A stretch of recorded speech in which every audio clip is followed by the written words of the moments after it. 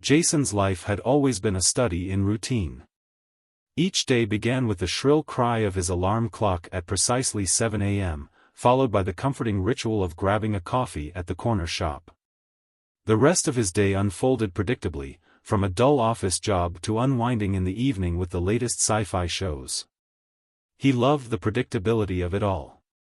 Surprises, Jason often thought, were for people who didn't understand the beauty of monotony. But that night, everything changed. It had been his friend Mark's birthday party, and Jason had stayed a little later than usual, indulging in one too many beers and snacks. Feeling adventurous, or perhaps just a little lazy, he decided to take a shortcut through the park on his way home. The night air was crisp, and the stars seemed unusually bright. As he strolled beneath the canopy of trees, he looked up, his slightly inebriated mind drifting. The constellations seemed alive tonight, twinkling in patterns that felt more deliberate than usual. He laughed to himself, a low chuckle. Wouldn't it be wild if aliens were real, he muttered. But they'd probably abduct someone cool, like a scientist or a world leader. Definitely not me.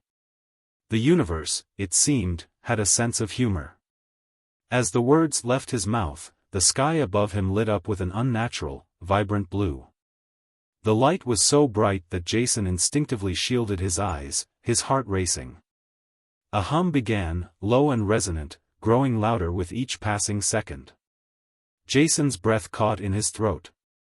Before he could think to run, the ground seemed to vanish beneath his feet.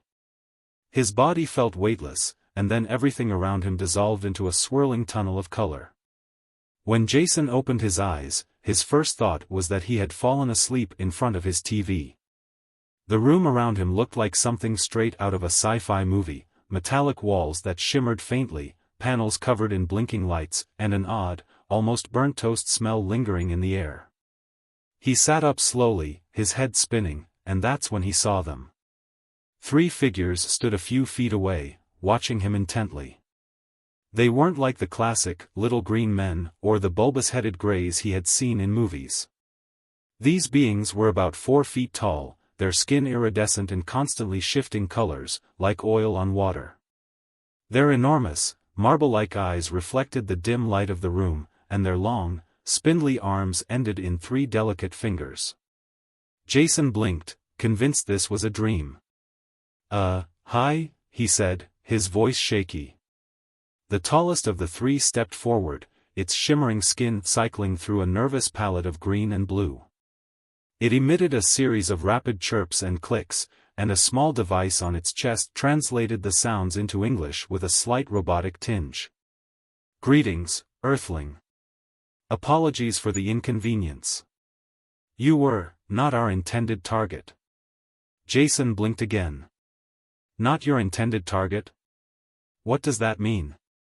The alien's skin turned a sheepish shade of purple. We were aiming to abduct a specimen of high intelligence and strategic importance to your planet. However, there was an error. An error?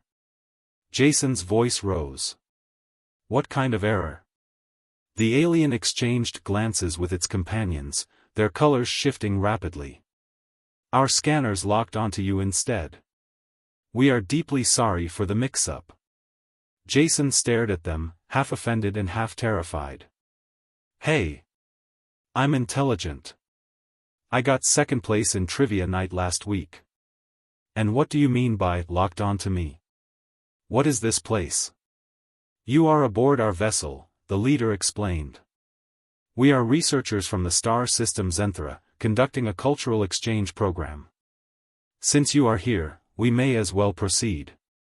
We require you to share insights about your species. In return, we will provide knowledge of the cosmos. Jason gawked at them.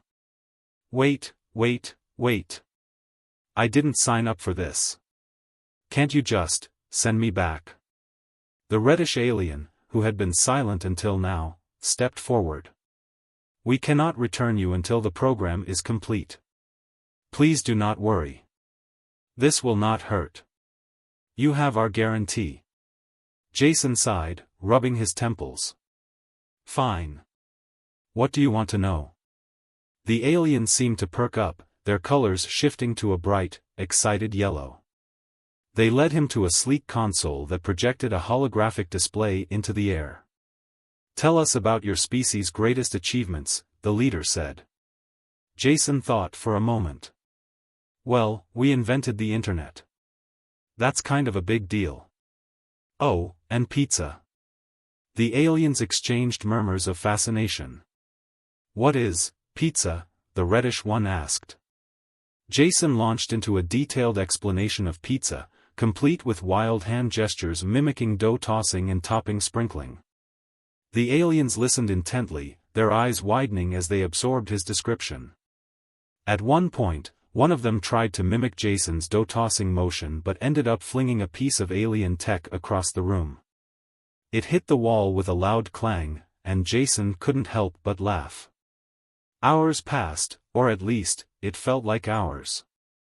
The Zorblats were endlessly curious, asking about everything from human music and movies to why humans wore pants. To avoid awkwardness, Jason explained. In return, they shared snippets of their own culture.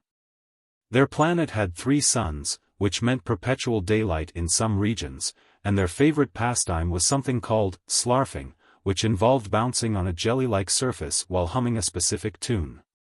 The highlight of Jason's interstellar experience came when the Zorblats invited him to a zero-gravity dance party. The room transformed into a pulsating disco, with lights that changed color to the rhythm of their alien music. Jason, initially clumsy, soon found himself flipping and spinning in midair alongside his new friends. The reddish alien even attempted a midair somersault but got stuck upside down, much to Jason's amusement. As the night, or whatever passed for night aboard the ship, wore on, Jason found himself almost reluctant to leave. The Zorblats were strange but kind, their curiosity about humanity endearing.